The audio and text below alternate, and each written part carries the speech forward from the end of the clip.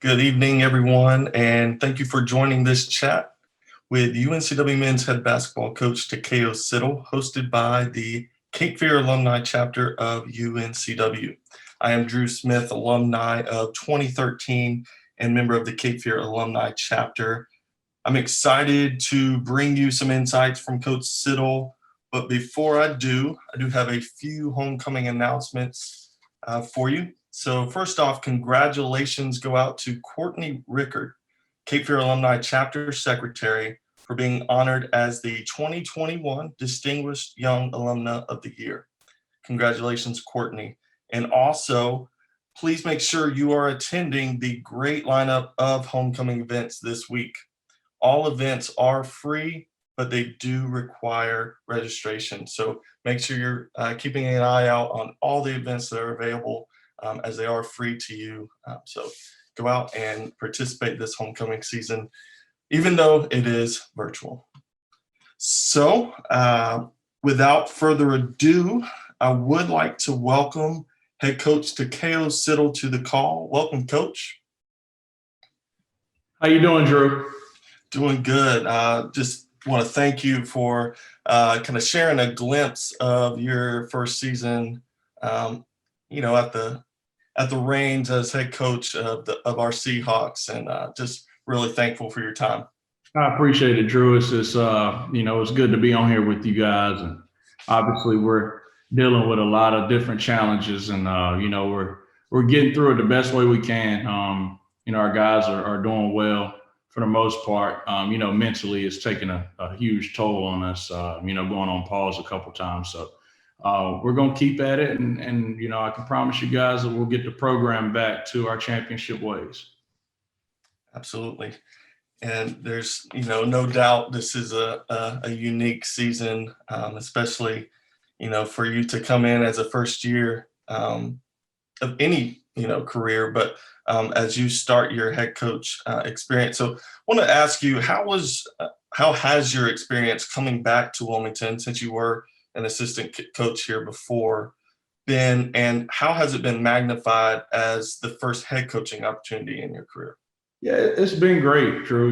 We obviously took the job at, some trying times, and I knew what I was getting myself into with the pandemic and, trying to get to know my players over Zoom. And, it's been a bunch of challenges, but it's been exciting. It's been fun. I have a great group of guys. I have a great staff. These guys are special to me. Our players are, because this is my first head coaching job and they're my first team. So they're special to me in a lot of different ways. And, coming back to Wilmington, this is a place where I consider, a dream job for me. And, to be able to come back and be the head coach at a university that I wanted to come here and play at, is special in a lot of different ways. I think that, if I could have handpicked any job, this would have been the one. I've always wanted to be here. It's, it means a lot to me. What we were able to do from 2014 to 2017 was tremendous. And I think we set the table and set the bar really high. And I'm excited to work to continue to get us back to that level. Absolutely. So you kind of touched on that 2014 to 2017 time period, and that's where you had opportunity to serve as an assistant to Coach Kevin Keats before then at Hargrave Military Academy, and then while you were here at UNCW, and then you actually served with them over at NC State. So wanted to ask you, what is the most valuable lesson you learned during your time with Coach Kevin Keats? Just from a coaching personal standpoint, he always told me one thing he used to say to me is be yourself. It's good enough. Just be you, and you're going to do an unbelievable job as a head coach. And when your time comes, just be yourself. And I think that's the most valuable information or advice that he's given me, as I take on a head coaching job here. Absolutely. Well, I can tell from the few games, that we've been able to watch, that you definitely bring some energy to the team, and it's exciting to see. And it was also exciting to see a former player on your coaching staff and UNCW alumni Craig Ponder. Could you kind of talk about what that has kind of been like to have one of your former players kind of be a confidant of sorts? Right. So me and Craig, we go back. I recruited him when when I got my first assistant coaching job at Gardner Webb. He was at Hargrave playing for Coach Keats, and I recruited Craig. We got to know each other very well. I got to know his mom, his brother.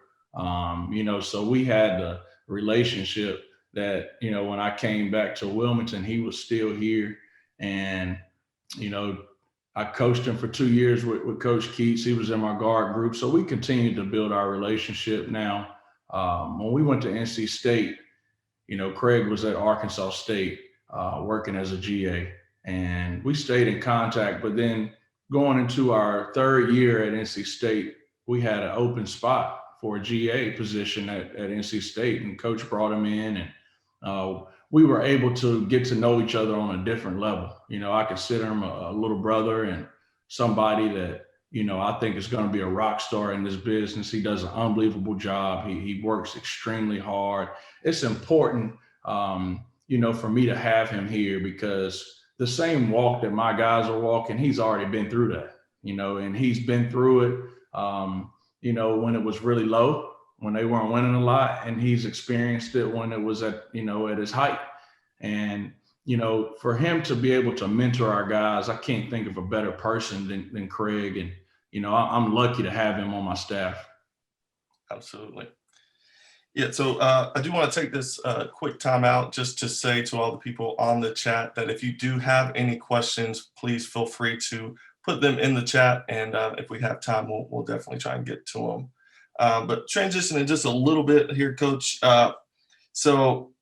Historically playing at Trask with a full crowd, has been, home court advantage, very energizing. I think a lot of alumni have that, kind of nostalgic feeling of being in Trask and feeling the roar of the rafters and how it can really, turn the tide and momentum. So how has it been, since there's reduced capacity in Trask? How do you keep your guys playing with energy on the home court? Yeah, it's tough, Drew. But what we try to do is I talk to them about just, being thankful that we have an opportunity to play in these crazy times that we're dealing with. And, every day in practice, we practice in an empty gym. And, one thing that I talk about is getting off to a fast start and sustaining a high level of energy and focus throughout, our 2-hour practices. And, I talk a lot about, our process. And that's part of our process, is being really good and energetic, on a daily basis. And that's part of who we are. And, I think that has, kind of transitioned for us a little bit with the limited capacity that we have. So that's some of the things that I talk to my guys about. And I think, set aside from all of that, I think just having an opportunity to play right now, we went on pause, in September, and we went on pause again right when we were starting conference play. So I think that, every moment that we get, every opportunity that we get to play, I think they get excited about it, and I think the energy just comes naturally. Yeah, it is a blessing for sure to have some sense of normalcy, even if it's not, in person attendees, just to be able to keep track of you guys and know that, we're at least participating in sports again. So kind of on that same note, since most alumni are unable to attend games in person this season, what would you recommend for them to do to help best support your guys and the team as you push for that CAA title? Yeah, just as much as you can. I know we have virtual, you can watch it virtually on Flow Sports, and, just keep praying for us and keep supporting us through, all the ups and downs. It's really tough on my guys, like I mentioned before, mentally, I worry about them mentally more than anything. So it's really tough on them. Just keep, supporting us through these trying times, and know that there are better days ahead. And, as much as you can watch on Flow Sports, do that. But no, I really do appreciate the people who are, supporting us right now more than anything. I really do. It's been an interesting season, minus the COVID, minus the time, off. You've had some injuries that you've had to deal with, and you've seen different guys step up, and I think that's true testament of their character and how they're really putting it all on the line. I think I saw today where you're leading the country, top of the country in free throw percentage. And that speaks to their practice and their just dedication to the sport. And as a alumni here, I'm thankful for that, because I know the mentality has to be different this season, and it's very rewarding to see those come through. So we're going to get a little lighter now, and kind of talk about Trask, UNCW in general, and what some of your favorites are. So what is your favorite place on campus outside of Trask Coliseum? That's a good question. That is a really good question. I wouldn't say student health, because I go over there way too much. I would probably say the student center. The student union is really, really nice. And, I haven't been able to spend much time over there since I've been back. But when I was here as an assistant, I used to go over a lot and just kind of interact with the student body. And, Chancellor's Walk is always, a special place. So I would probably say those two places. Absolutely. All right. Well, let's stay in Wilmington and go with, what is one of your favorite restaurants in Wilmington? You want one or you want a couple? I want a couple. Where are we going to eat? I'm a foodie guy. So if we're going to breakfast, I'll take you to Sweet and Savory. Okay. You can't go wrong with that. And then if we're going to lunch, I'm probably going to go either to Tower 7, K Bueno, K38, one of those places. I love some good Mexican food. And then for dinner, I'm definitely taking you to British Tender. You get the view, and you get unbelievable food and a great ambiance. So those are probably my favorite places to eat in Wilmington. All right. Well, we've done our job of supporting local here on this call. Takayo Siddle sponsored restaurants there, so everybody go check them out. So when you aren't coaching basketball, what are you doing? I'm a really, it's crazy, and I know this is kind of cliche to say, I'm a basketball guy. So, I try to watch as much as I can, whether it's my team or somebody else's team that I really, that I really like and respect. But I love going to the beach. I love sitting out on the beach. I think it's just peaceful. To hear the waves and the birds, like it's just really peaceful. So I love going to the beach. That's probably my number one thing. And then I love to, just relax and read, just to kind of clear my mind a little bit. Those are some of the things that I like to do. Very nice. So everybody's into streaming, especially in quarantine and protocols and all.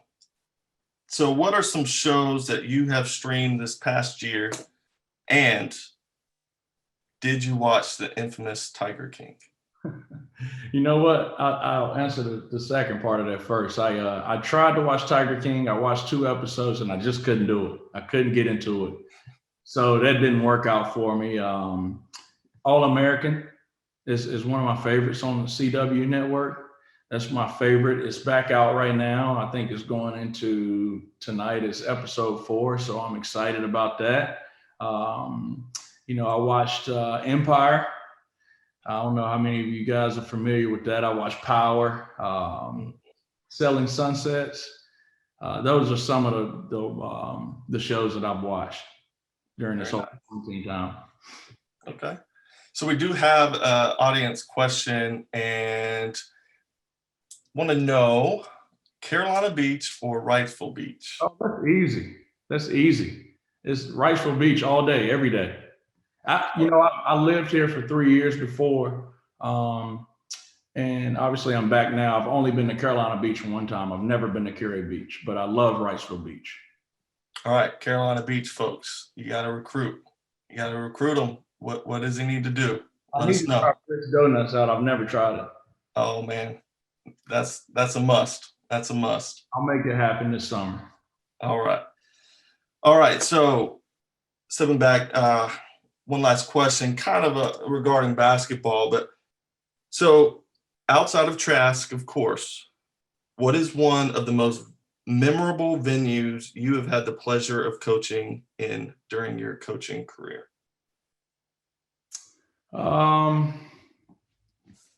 probably have to say Cameron Indoor Stadium at Duke, and then a sleeper, UVA. Mm-hmm. UVA is a special place. A special place. I didn't know how loud it was in there. It's filled to capacity every home game. I had no idea it was that great of a home court advantage, but I would probably say Cameron Indoor Stadium and UVA. So you talked a little bit about your playing days and that kind of Hargrave experience, and then coaching with Keats. How can you kind of talk about your progression through the line and just what it's made you become as a head coach? You know what, Drew? That's a good question. I'm one of those guys, and I talk to my guys about this all the time. Like, and I want to recruit these type of guys, underdogs. Just underdog, just grind it out type guys. So I've been at every level. When you look at me being at Hargrave on the grassroots level. And then I was fortunate enough to go back and work for Chris Holtman at Gardner-Webb University. I was fortunate enough to go back to my alma mater and work there at the low major level. And then I was, fortunate enough to come here as an assistant at the mid-major level. And then, my previous time at NC State at the highest level in college basketball in the ACC. So I haven't skipped a step. And the one thing about me, and you guys will learn this about me, I just do my job. And at every spot, whatever my responsibilities were, I just tried to do the best that I could at each spot and serve the university and my head coach. And, I kind of stayed out of the way of everything else. So I would say, I haven't skipped a step and just kind of staying focused and locked in and doing my responsibilities as best as I can. And, I think I have a natural ability to connect with players. I feel like I'm a player's coach, and I think that's, has something to do with me getting to this point. Absolutely. So we do have another audience question. So top song on your Spotify most played list? Oh, that's a good question. I don't have Spotify, but I do have Apple Music. You know what? Let me check. I'm going to check right now.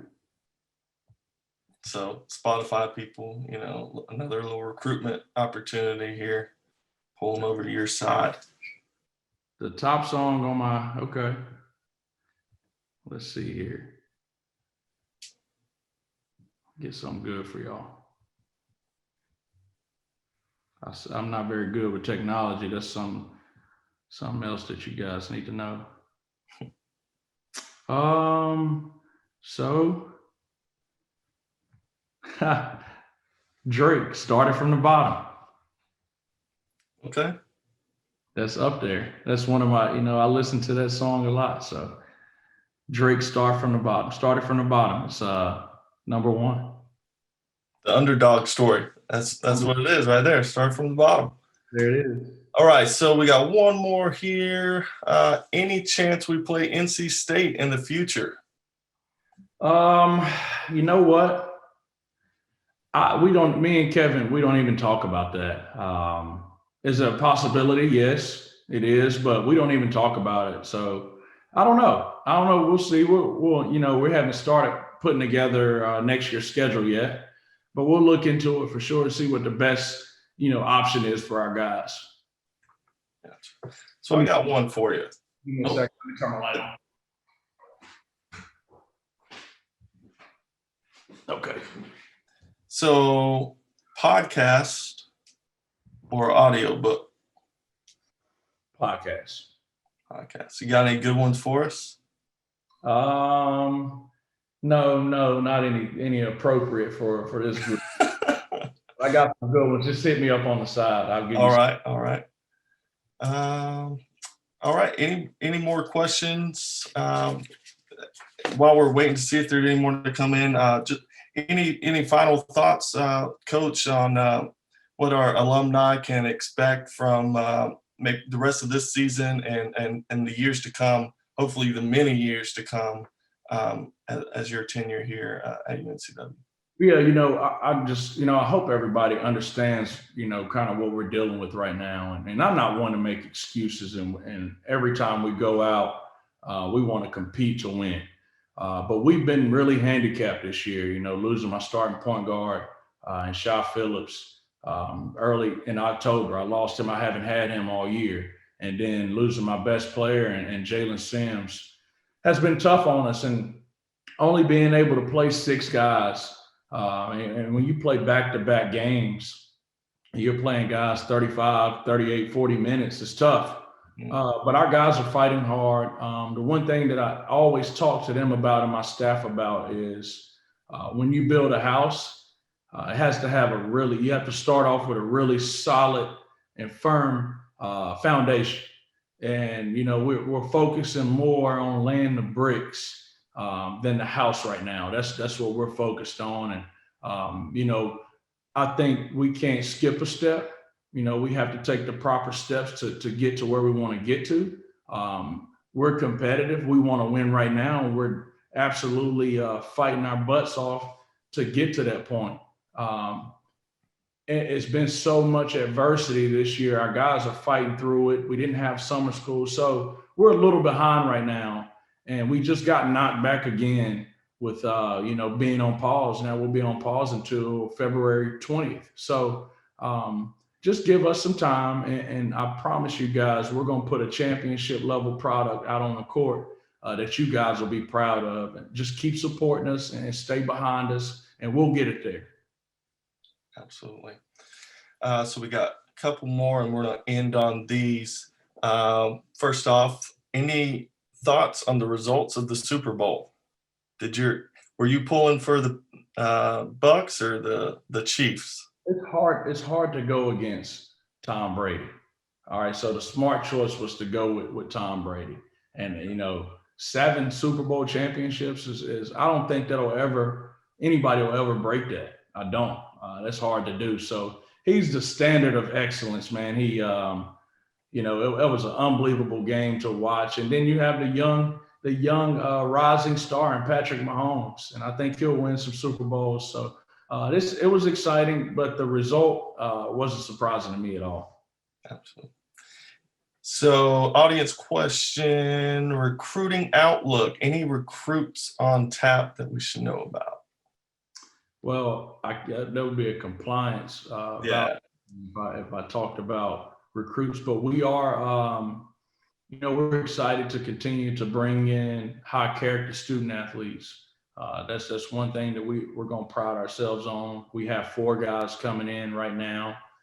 We're going to be actively and aggressively recruiting to get a few more to come in with this class. So it's an exciting time. We have a lot of work ahead of us, but we have to continue to bring in those high character and high quality student athletes. So that's probably about as detailed as I can go into recruiting. There you go. So since we are talking about underdogs, who is the most underrated Seahawk and NBA basketball player of all time? The most underrated Seahawk. I would say TJ Carter. TJ Carter, if you guys remember him, he was, he's underrated, very underrated. The most underrated NBA player? Yep. Damian Lillard. And I know he's starting to get some recognition now, but he's been doing this for a long time, and I don't think he gets the credit that he deserves. All right. Well, I believe that is about all the time we have. Coach, we just want to thank you once again for giving us this, kind of insider look behind your first season here at UNCW as we, are in this homecoming week. And, we look forward to just celebrating with you this week. Even though you can't be on the court, we're thankful to have you here at UNCW, and we're going to be behind you. And I just want to say to everyone, make sure you check out those homecoming events. They are free. You just have to register. So that is it for our chat with Coach Siddle, and hope you all have a good day. Thanks again, Coach. You guys have a great day.